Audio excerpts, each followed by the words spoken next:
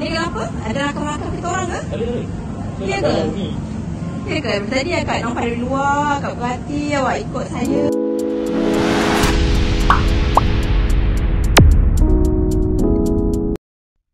Ada gambar saya dan video perempuan mengandung, ujar seorang wanita apabila beliau dan keluarganya mengalami detik menakutkan di Maidan Seremban 2 apabila diekori oleh seorang lelaki tidak dikenali.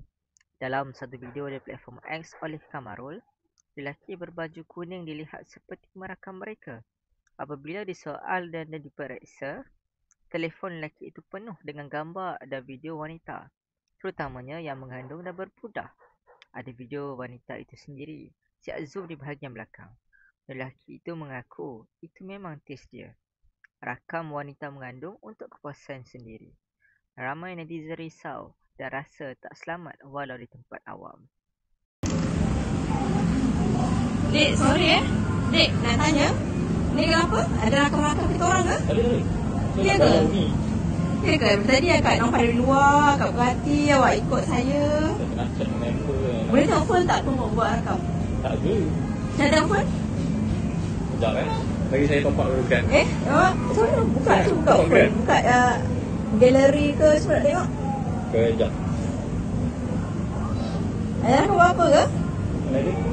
Ya ke? Ada. Tadi lagi dia tengok. Kenapa? Saya nak top up Grab. Lepas tu saya tengah pening. Lepas tu macam ikut-ikut kita orang je. Rakam-rakam. Tadi saya dah masuk 4 kali. Abang boleh tak check dia punya galeri je? Sekarang. Mari bagi bahas masa saya tengok. Tengok je. Macam bahaya lah kalau ikut-ikut ni.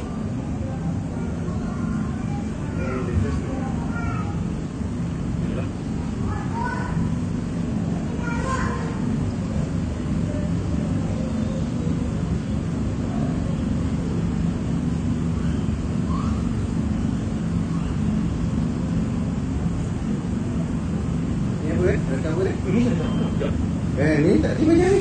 Ni nak apa? Tiba. Dia sembah bang. Betul-betul. Presiden.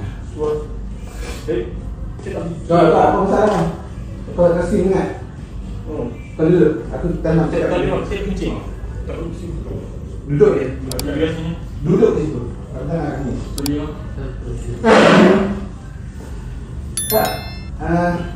Kau kenapa? Apa masalah kau? Kau dah sepenuh ke? Dia kari kat doktor. Kau dah sepenuh? Kau tahu kau apa? Persen. Kau budak mana?